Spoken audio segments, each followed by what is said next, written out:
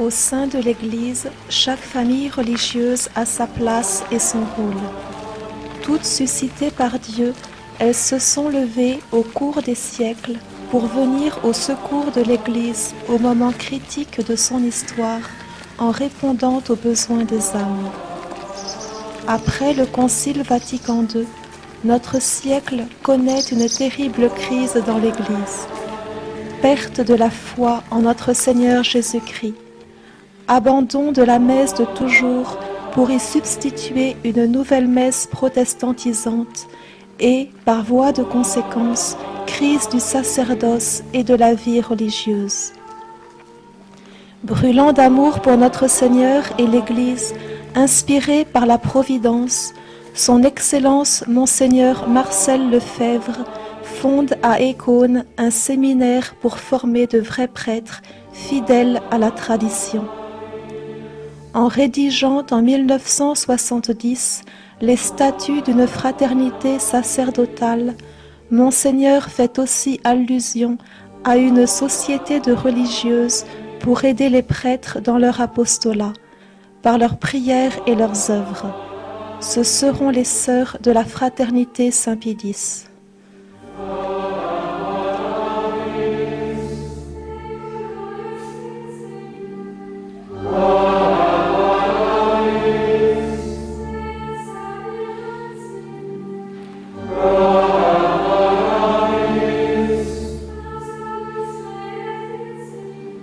Monseigneur a fondé la fraternité pour sauver la Sainte Messe et le sacerdoce. La spiritualité, donc, c'est la spiritualité du Saint Sacrifice de la Messe, du Calvaire. Au pied du Calvaire, nous trouvons Notre-Dame de Compassion. Donc c'était assez naturel de mettre en parallèle des prêtres et accompagnant les prêtres une congrégation féminine qui suit Notre-Dame de Compassion. Pour connaître notre congrégation, il faut en connaître les fondateurs. Monseigneur Marcel Lefebvre et sa sœur, Mère Marie-Gabrielle. L'histoire d'Écône, que vous la connaissez. Après, c'était l'histoire des sœurs. La première qui s'est présentée pour être sœur de la fraternité. Elle croyait que la fraternité existait déjà. La fraternité n'existait pas encore, mais elle existait dans ma tête. Alors elle s'est présentée, je veux faire partie de la fraternité. Alors, elle était décidée, elle est entrée dans la fraternité. Je sais pas, moi je suis pas capable de faire une congrégation de religieuses, mais enfin, je voudrais bien qu'il y en ait une, c'est ça. Alors après c'était la sœur Marie-Gabrielle qui est venue au secours, etc. Je pense que Monseigneur Lefebvre est très bien connu, puisqu'il y a eu un documentaire qui a été fait il n'y a pas très longtemps à son sujet. Par contre, c'est certain que notre fondatrice est moins bien connue. Donc, qui était Mère Marie-Gabrielle, qui est donc la cofondatrice de la congrégation. Mère Marie-Gabrielle était la sœur cadette de Monseigneur, la 4e enfant de la famille Lefebvre.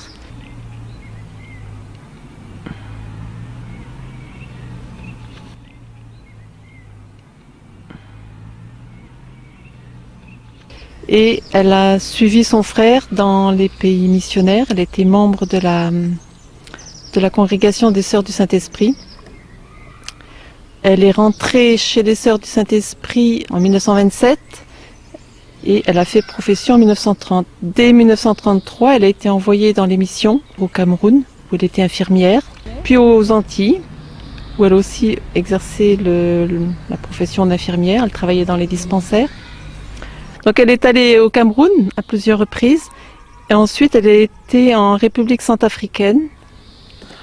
En 1955, elle a été rappelée par sa congrégation puisqu'elle a été élue assistante générale de la congrégation jusqu'en 1967.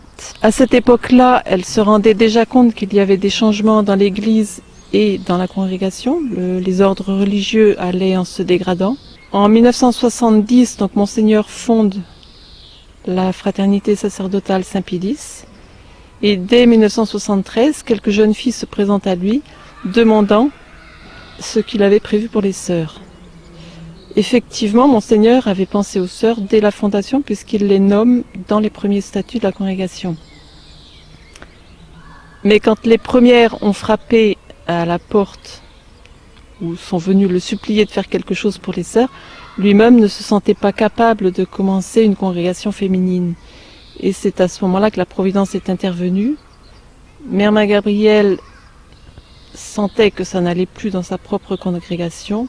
Monseigneur essayait de lui dire qu'il avait besoin de son aide et elle a accepté donc de prendre en charge la congrégation naissante qui donc a commencé en 1974 à Albano, donc près de Rome.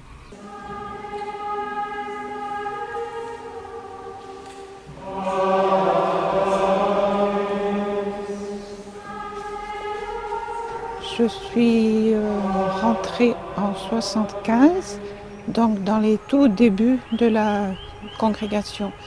Nous étions 6 et nous étions la 3e volée, si on peut dire ainsi, que nous avons fait notre noviciat, une grande partie de notre noviciat à Albano, près de Rome. Et donc Mère Marie-Gabrielle là était vraiment dans ses débuts où elle formait donc les jeunes sœurs de la fraternité, œuvre que Monseigneur lui avait confiée. Elle est venue à Albano avec la première postulante qui était australienne, qui avait appris le français à Pontcallec, chez les Dominicaines du Saint-Esprit. C'était en janvier 1974, si je ne me trompe. Et en septembre 1974 eut lieu la première prise d'habit de cette jeune fille. Pour nous, c'est la date de notre fondation. Alors la prise d'habit a été faite à École. Les postulantes sont rentrées petit à petit. Et puis alors justement, là, elle s'est occupée, elle faisait tout, elle était supérieure, maîtresse des novices. Elle était cuisinière au besoin. Elle avait un très grand sens pratique, donc elle avait le cœur au ciel, mais les pieds sur terre. Très joyeuse, très joyeuse. Elle avait un tempérament, et ça c'est Monseigneur lui-même qui le disait, enthousiaste, joyeuse, cordiale. Et ça a été ma première impression. Je l'ai rencontrée avant même de rentrer comme postulante. Et j'ai tout de suite été mise à l'aise par sa cordialité, sa simplicité, sa joie. Donc elle nous mettait vraiment à l'aise et elle était entraînante en même temps. Oui. Donc elle se donnait, le sacrifice pour elle avait été fait, elle se donnait dans sa nouvelle tâche vraiment à fond. Et je pense qu'elle a voulu nous transmettre cette joie et cette simplicité. La foi, la joie, la simplicité, c'est ce qu'elle voulait. Et ce qui était très beau, c'est qu'elle n'a jamais voulu imposer son propre esprit. Elle nous laissait découvrir un peu à peu, avec les conférences de Monseigneur, ce que serait l'esprit des sœurs de la fraternité. D'accord. Elle n'a pas imposé? Pas du tout. Non. Et là, c'était très beau de sa part. C'était beaucoup d'abnégation.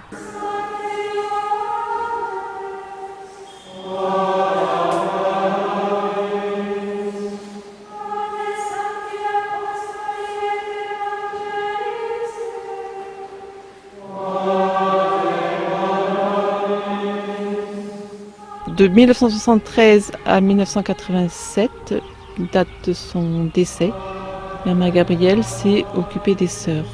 Donc elle a formé toutes les premières sœurs de la congrégation. Donc à ce titre, nous lui devons beaucoup, elle est vraiment notre cofondatrice.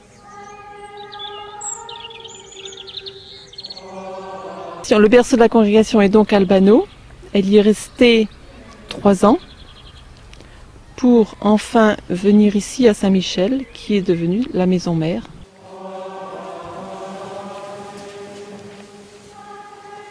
La fondation s'est donc faite en 1974.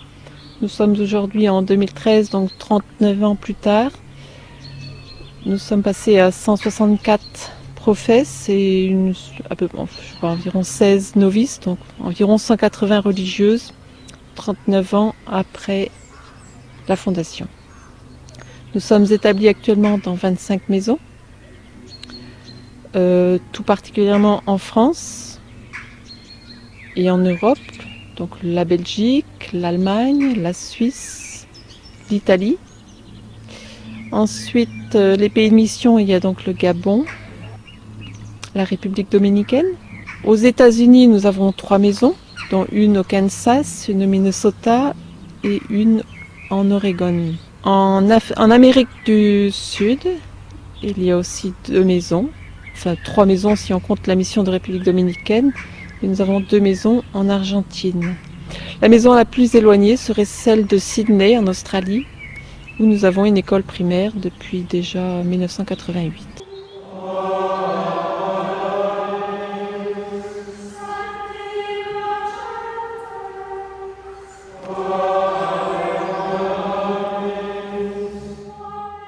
Nous avons bien connu Monseigneur, on l'a vu ici à Ruffec. Donc ici à Ruffec, ce sont les carmélites qui nous ont précédés et c'était Monseigneur qui a acheté la propriété. Et il tenait beaucoup à avoir cette propriété. Il avait très peur que l'église devienne une salle de spectacle, un restaurant ou quelque chose comme ça. Et grâce à Dieu, après 20 ans de prière, on va dire de sacrifice aussi, on a pu restaurer l'église.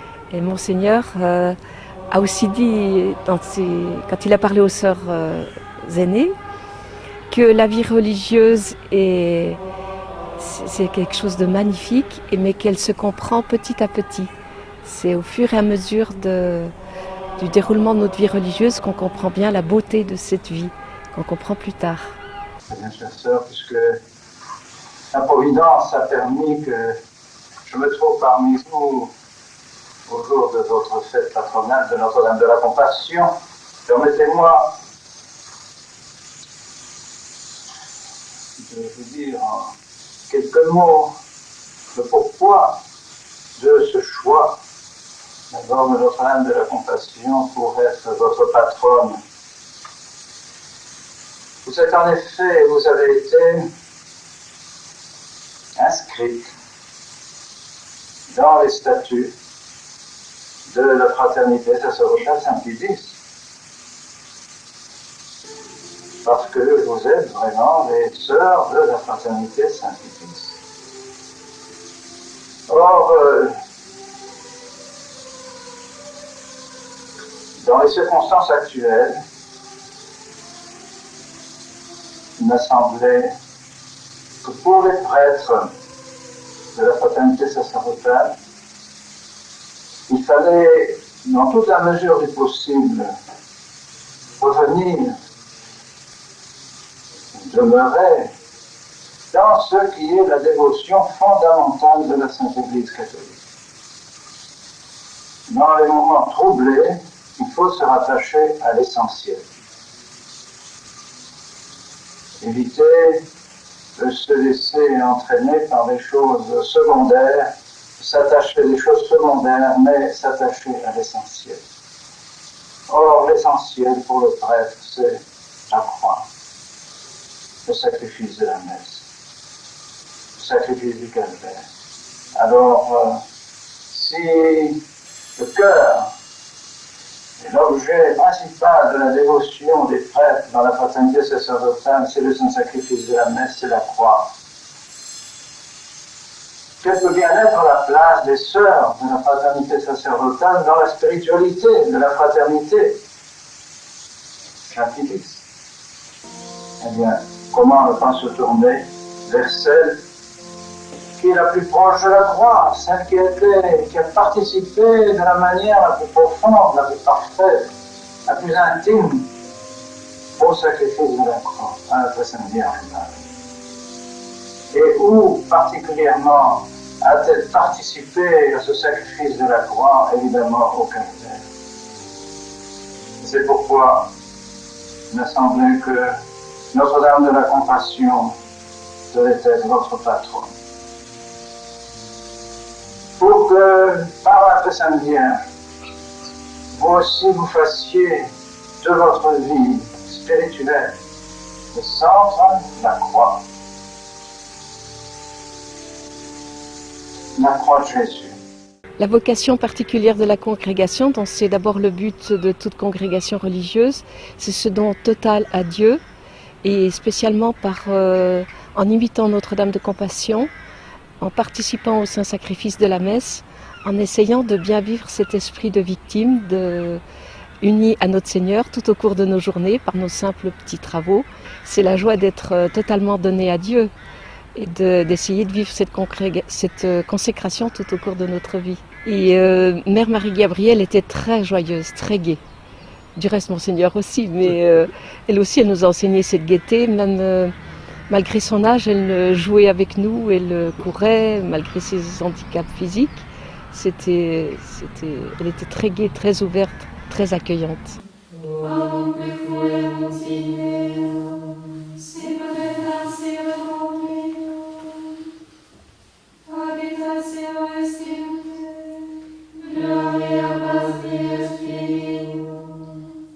C'est vrai que, en plus des exercices normaux qu'ont toutes les congrégations religieuses, toutes les sœurs, comme la méditation, chapelet, lecture spirituelle, nous avons une heure d'adoration à la chapelle devant le Saint-Sacrement. Monseigneur l'a voulu justement comme une adoration réparatrice pour prier pour la situation actuelle de l'Église, pour tous ceux qui ont quitté, pour le pape, donc pour les besoins de l'Église actuelle. Et en fait, quand Monseigneur était en Afrique, quand il a travaillé avec toutes les religieuses, il a connu beaucoup de congrégations. Et entre autres, il y avait les franciscaines, les sœurs franciscaines missionnaires de Marie, qui avaient un rayonnement extraordinaire, il dit, dans ses conférences, qui avaient des œuvres qui prospéraient beaucoup. Il avait beaucoup aimé travailler avec elles. Alors il cherchait qu'est-ce qui était différent. Et elles avaient cette heure d'adoration. Donc c'est pour ça, quand il a commencé les sœurs de la fraternité, il a voulu mettre cette heure d'adoration.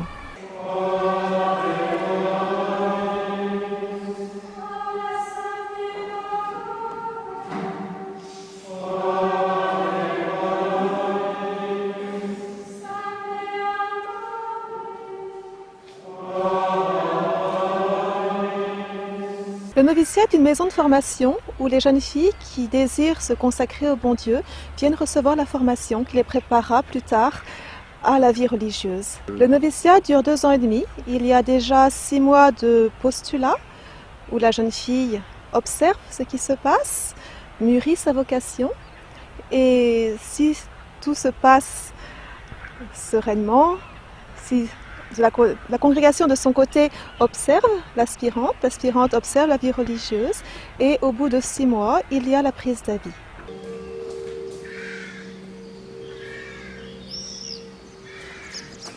Cela peut être prolongé de 6 autres mois si nécessaire. Et après la prise d'habit, il y a 2 ans de noviciat, où la novice, donc revêtue de l'habit religieux, du voile blanc, apprend tout ce qui lui servira pour sa vie religieuse. La formation spirituelle, bien sûr, mais aussi intellectuelle, pratique, avec le soutien des sœurs prophètes qui l'entourent, un apprentissage très complet. Pour les cours, par exemple, en plus bien sûr du catéchisme, de la vie religieuse, il y a des cours de spiritualité, d'histoire de l'Église, de liturgie, de traité de l'Église, de magistère, de latin, tout ce qu'il faut pour former l'intelligence. Et bien sûr, cela doit être mûri par la prière. La création est ordonnée. Et il est important pour l'homme de connaître sa fin. C'est même la chose la plus importante à connaître. Quand vous voyez un petit bout de chou de 3 ans, c'est toujours pourquoi maman, pourquoi ci, pourquoi ça. Eh bien, la question fondamentale, c'est pourquoi. Pourquoi est-ce que je suis sur Terre? Pourquoi est-ce que j'existe? Pourquoi Dieu m'a créé?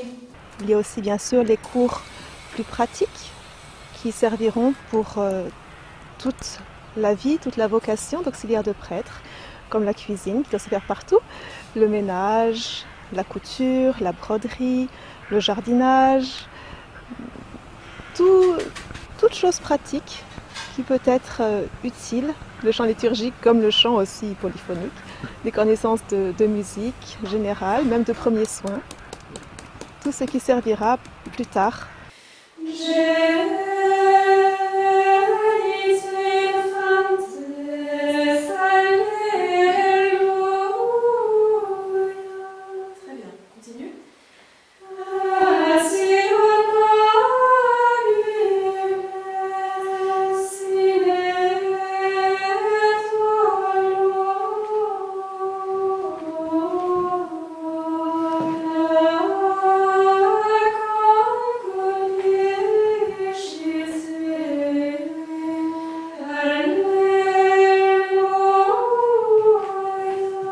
La congrégation a 4 noviciats.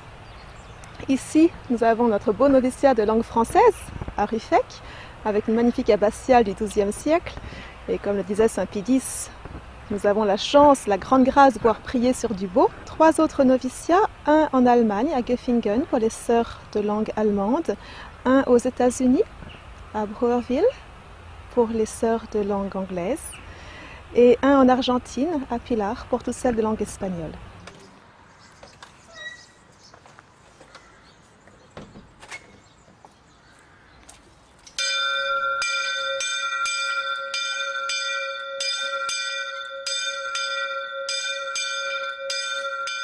La journée du novice commence tôt le matin, à la chapelle, bien sûr, par la prière.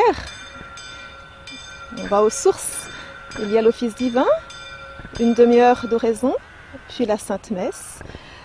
Après, dans la matinée, après un temps de ménage, qui doit se faire partout, dans toute maison ici-bas, il y a la formation pratique, des cours, des travaux divers. Les cours dispensés soit par des abbés, soit par différentes religieuses.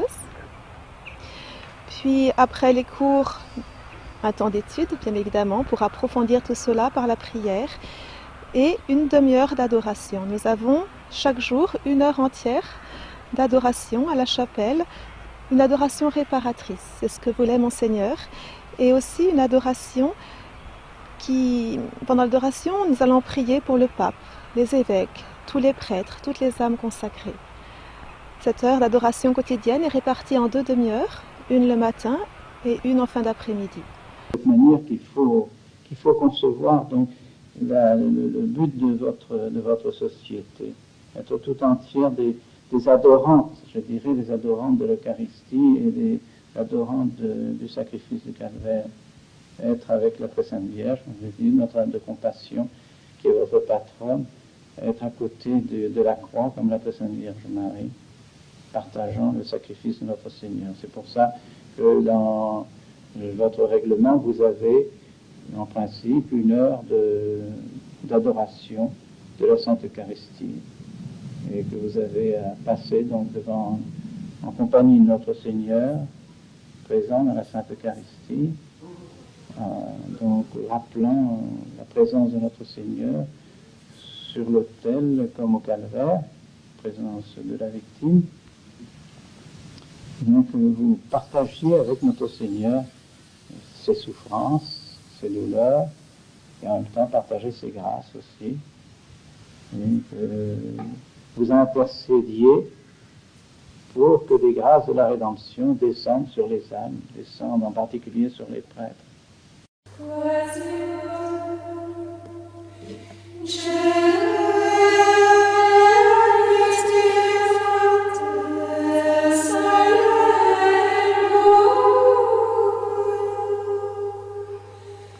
Puis après, donc le déjeuner, une bonne récréation, qui sont toujours très gaies. Cela surprend en général les jeunes filles qui viennent voir ce qu'est la vie religieuse, de voir combien, à côté du silence qui règne dans la maison pendant le temps de travail, combien les récréations sont gaies. Les rires, les jeux, la bonne humeur, tout cela, c'est l'atmosphère normale de la vie religieuse. Donc après une bonne récréation, il y a les travaux de l'après-midi qui reprennent, toujours variés, divers. La postulante, la novice, apprend à se former dans tous les domaines. Elle reçoit des instructions, des cours dans tous les domaines.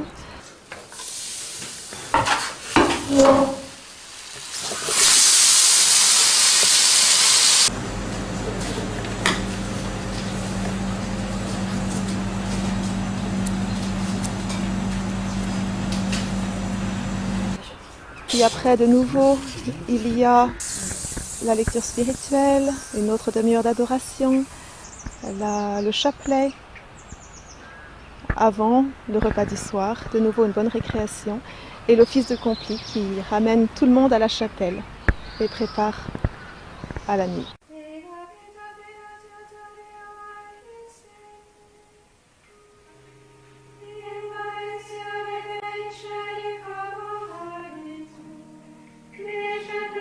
Le nombre de novices varie beaucoup. Il y a toujours des jeunes âmes qui rentrent, mais hélas, peu, de manière habituelle. Le bon Dieu continue d'appeler, mais le monde est tellement opposé à cette vie religieuse, prépare tellement mal à cette vie religieuse qu'il est plus difficile peut-être d'entendre l'appel du bon Dieu dans le monde et de savoir y répondre, même si le bon Dieu continue d'appeler. Mais il y a bien sûr des jeunes âmes qui rentrent et le temps du noviciat est un moment pour étudier la vocation. Il est normal qu'il y ait des allées et venues, si l'on peut dire ainsi, au noviciat. C'est un temps d'étude de la vocation et où la maîtresse des novices, bien sûr sous le contrôle de la supérieure générale et la novice elle-même, tout le monde étudie la vocation de la jeune aspirante et contribue à la former pour la gloire du bon Dieu et le bien des âmes.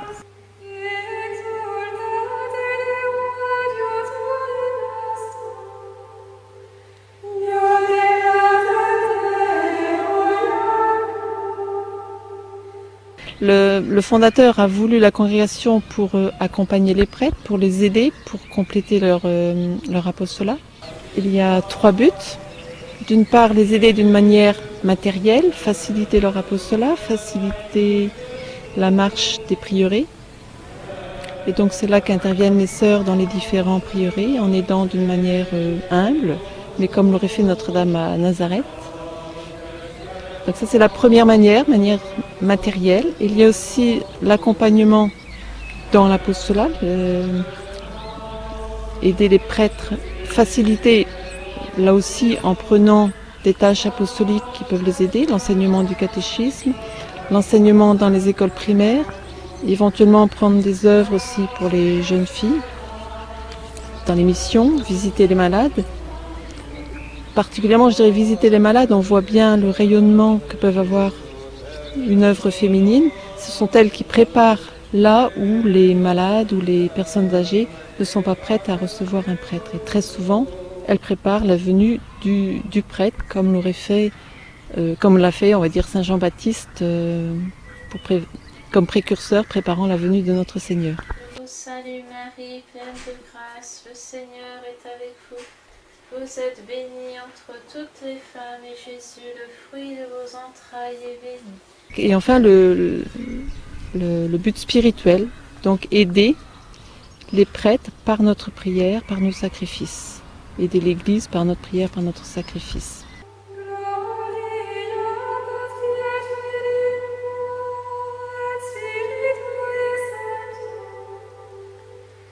Il nous donnait des conférences, il nous parlait aussi comme les prêtres étaient si occupés, débordés. Et pour lui, le prieuré idéal, c'était vraiment d'avoir 3 prêtres, par exemple, 2 frères et 3-4 religieuses, pour faire comme des petites forteresses ou bastions de spiritualité, pour que les prêtres, quand ils revenaient de leur mission, de leur tour, puissent se retremper dans un milieu spirituel, avec une régularité, avec la cloche qui sonne et les offices à l'heure. Et ils voyaient une grande aide pour soutenir à la longue l'apostolat des prêtres, stabiliser et permettre de durer, de continuer sans s'épuiser, parce qu'ils arrivent fatigués, ils peuvent pas tout faire. Monseigneur est venu très souvent ici et donc ça reste un peu les débuts de la fraternité. Aussi les sœurs ont été ici dès les débuts.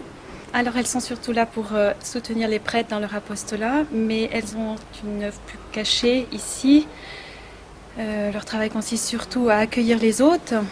Donc nous préparons les chambres, nous faisons beaucoup de ménage, surtout le pique-nique aussi pour les pèlerins qui vont à Rome. Puis nous nous rendons chaque semaine le dimanche à Rome pour assurer le chant, la sacristie aussi. Et puis ici à Albano aussi, nous entretenons la sacristie, nous préparons tout ce qui est nécessaire pour l'autel, donc le linge de sacristie, et autrement aussi nous assurons la lessive, l'entretien de la maison. Nous sommes aussi dans des maisons de personnes âgées où les sœurs accompagnent les résidents dans leur maladie, dans leur souffrance, sur leur lit de mort. Ceci en France et en Allemagne. Mais en dehors de ce cadre des maisons de personnes âgées. Elles le font aussi dans presque toutes les maisons. Elles font des visites aux personnes âgées, aux malades, pour préparer la venue du prêtre. Une femme vaillante qui la trouvera, est de loin plus précieuse que les perles. Le cœur de son mari a confiance en elle, le profit ne lui manquera pas. Ici aux Brémières, nous sommes plutôt spécialisés auprès des personnes âgées. On les accompagne. Nous préparons la messe et puis on s'occupe aussi de l'entretien du linge d'hôtel. En général, la messe est tous les jours à 10h50. Une demi-heure avant, nous allons chercher les résidents dans leur chambre, ceux qui veulent assister à la messe. Ça nous prend. Après la messe, quand la messe est terminée, nous allons les conduire au restaurant. On dit au deuxième étage, on veille à dire toujours la prière avant le repas. Ils aiment bien entendre chanter Bénissez-nous, Seigneur. Et après le repas, quand ils ont terminé au rez-de-chaussée, on va chercher les résidents et on les conduit dans leur chambre. Par exemple, quand c'est la période de Noël, on fait toujours la crèche du hall d'entrée ensemble. Enfin, on fait une belle crèche et puis c'est une activité avec les sœurs qu'ils aiment faire. Alors justement, elle disait, on les prépare à recevoir les sacrements quand ils sont à l'agonie, quand on veille à être là. On essaye autant que possible de les accompagner jusqu'au bout. Même si c'est la nuit, on se fait réveiller par les veilleuses de nuit. Alors les veilleuses sont très bien parce qu'elles nous avertissent, elles téléphonent et puis on descend, on prie auprès d'eux, on les aide. Et beaucoup sont heureux d'être ici parce qu'ils savent qu'ils seront accompagnés jusqu'à la fin. Et ça les rassure beaucoup. Ils sont contents de trouver dans la maison des sœurs. C'est un élément, enfin, c'est pas pour se jeter des fleurs, mais c'est tout l'aspect religieux qui les attire ici au Brémien. Et puis après, c'est vers 18h15 qu'il y a le chapelet. Alors on les accompagne au chapelet à 18h15, ou bien au salut du Saint-Sacrement, ou bien le dimanche, ce sont les vêpres. Vers les 19h, il y a une sœur qui passe faire une petite prière du soir auprès de ceux qui ont besoin. Parce qu'il y en a qui ont du mal à prier seuls. Et alors ils sont contents de retrouver la sœur pour dire le Je vous salue Marie, l'acte de contrition. Jésus, Marie, Joseph, je vous donne mon cœur, mon esprit et ma vie. Jésus, Marie, Joseph, assistez-moi dans ma dernière agonie. Jésus, Marie, Joseph, faites que je meure en paix en votre sainte compagnie. Les sœurs préparent la venue du prêtre. On a plusieurs cas au moins de personnes qui sont décédées après avoir reçu des sacrements, mais vraiment in extremis. Après des années de visite, la grâce les touche et elles acceptent la venue du prêtre. Et cette personne à laquelle je pense, qui était très handicapée depuis longtemps, donc qui n'était pas spécialement malade, elle est décédée 15 jours après la venue du prêtre, après 70 ans de non-pratique ou non-confession. Donc quelquefois, le bon Dieu attend aussi, on voit la patience et la bonté du bon Dieu qui attend le moment favorable pour les personnes disposées.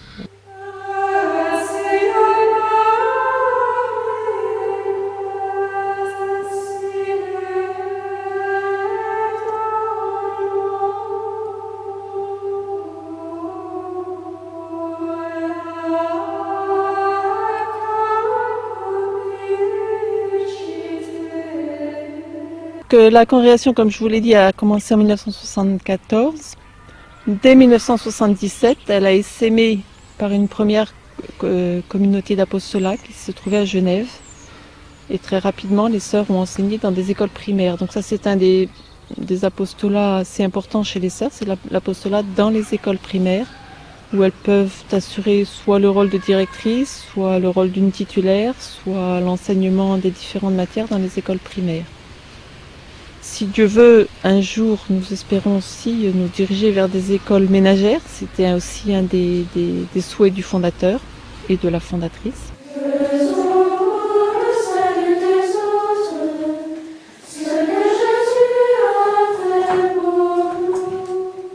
Nous avons aussi de l'apostolat auprès de la jeunesse, notamment de la croisade eucharistique.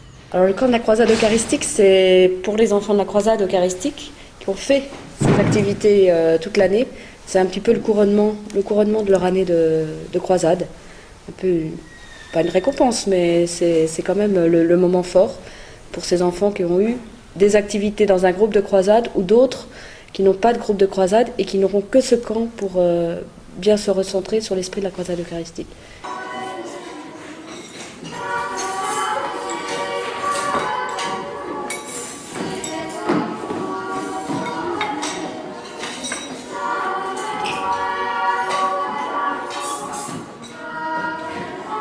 Stylo ballon, on tombe par terre, d'accord? 1, 2, 3. Plus de lumière, La communion, c'est le fruit du sacrifice. Si notre Seigneur n'était pas mort, eh bien, on ne pourrait pas communier. tant que le soleil éclaire, vive le soleil.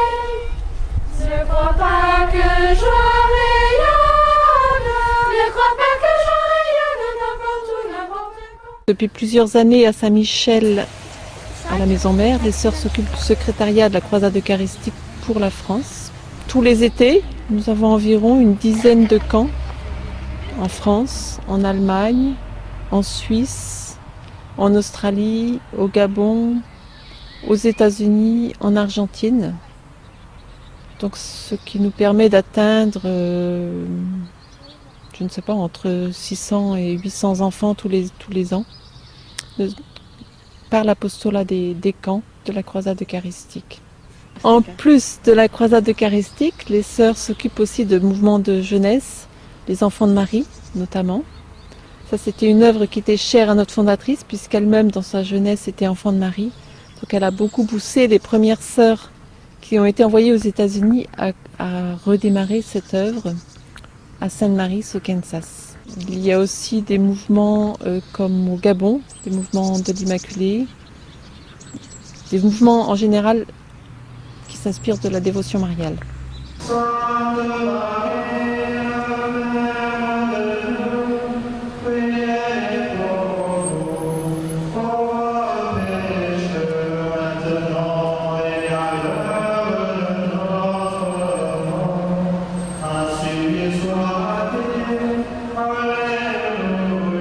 Les sœurs œuvrent aussi dans des maisons de retraite spirituelle, comme à Gâtine et au Pointet, depuis des années. Donc elles reçoivent les retraitants, elles s'occupent des tâches matérielles, mais aussi donnent cette atmosphère spirituelle, cette atmosphère religieuse qui est propice au recueillement pour les retraitants. Nous sommes aussi établis dans des pays de mission, au Gabon, où très rapidement nous avons suivi les prêtres de la fraternité.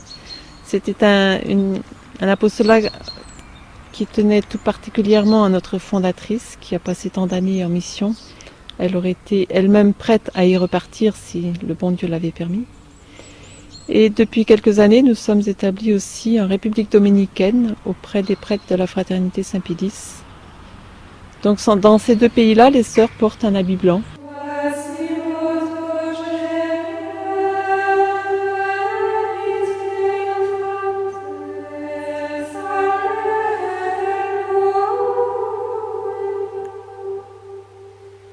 Donc une des œuvres auxquelles les sœurs se dévouent beaucoup dans 3 pays déjà, en Allemagne, aux États-Unis et en France, c'est l'œuvre du catéchisme par correspondance.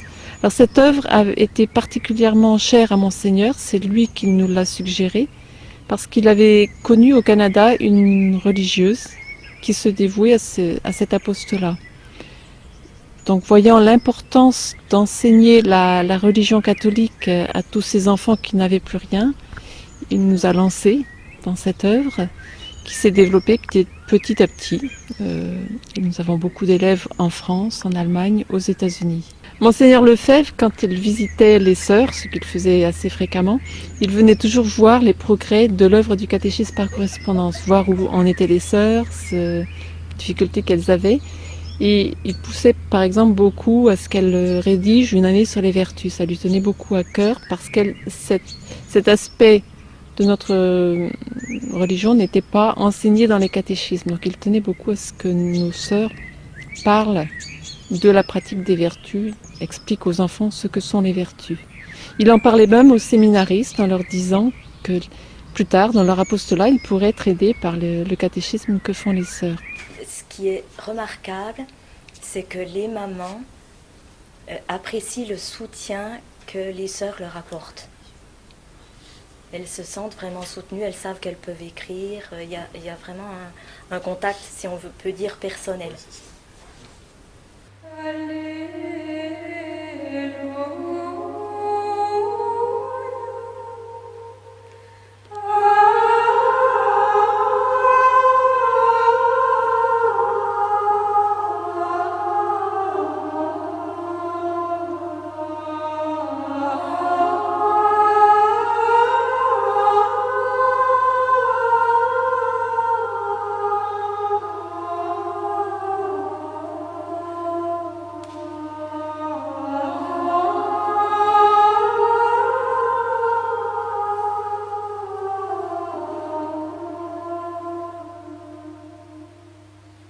Donc Monseigneur voulait aider tout le culte, la liturgie à revivre et il voulait que tout soit beau. Il aimait les choses propres et en ordre. Et nous avons commencé très vite à faire des ornements. Aussi, par exemple, dans tous les noviciats, les sœurs font les surplis pour les prises de soutane. Donc pratiquement tous les surplis de la fraternité viennent de nos ateliers, si on peut dire. Et donc on aime toujours dans la mesure du possible. Malheureusement, on ne peut pas accepter non plus trop des quantités de commandes, mais on est heureuse de pouvoir y travailler.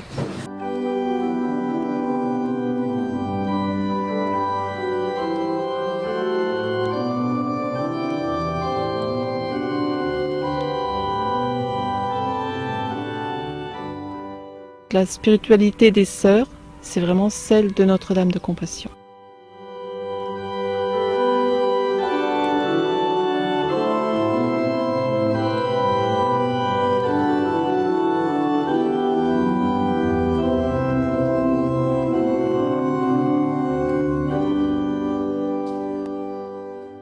Les liens qui existent entre la fraternité sacerdotale et la congrégation des sœurs sont tout d'abord des liens d'origine. Nous avons le même fondateur. Donc Monseigneur venait très souvent voir Mère Marie-Gabrielle.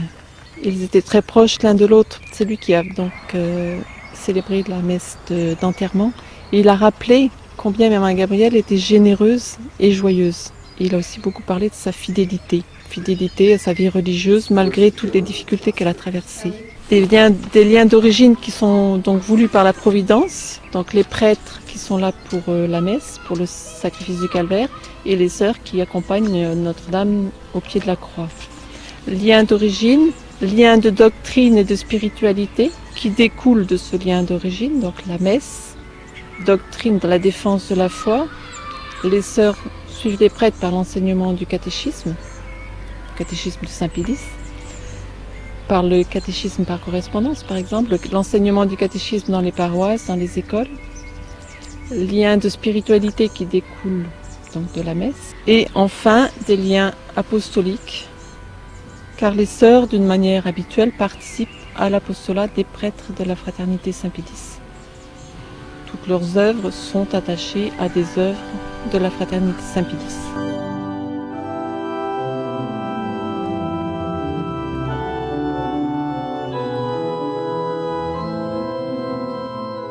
Vous voyez que les sœurs dans l'idéal, devraient être partout, dans tous les prieurés. On est loin derrière le compte, derrière. Mais c'est vrai que tous les talents des demoiselles sont utilisables parce qu'on peut tout faire. Enfin, tout faire, c'est le bon Dieu qui fait, mais on peut aider dans toutes sortes d'apostolats. Auprès des malades, dans les écoles, dans les maisons de retraite, à la cuisine, en mission, au catéchisme. Donc on n'a pas de particularité très précise. Donc le champ d'apostolat est très vaste. que nous ne sommes pas des sœurs cloîtrées, mais nous avons une clôture, comme il se doit. Donc nous sommes actives, mais avec un petit caractère contemplatif, à cause ou grâce à notre heure d'adoration supplémentaire.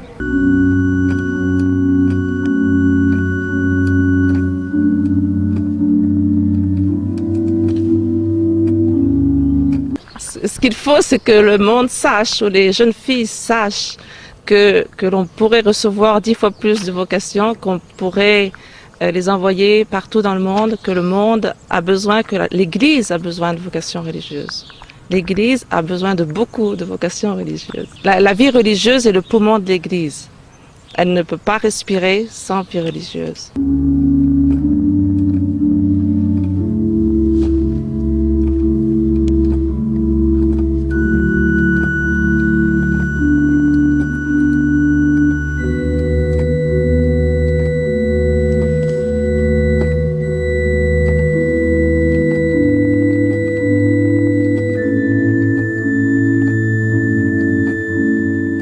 Au pied de la croix, Notre-Dame appelle toutes les âmes à la suivre. Il y a de la place pour toutes les âmes de bonne volonté qui veulent se donner au bon Dieu, qui veulent suivre notre Seigneur, qui veulent suivre Notre-Dame et se donner pour le salut des âmes, pour la gloire du bon Dieu, dans le monde entier. Il y a de la place pour toutes les âmes de bonne volonté.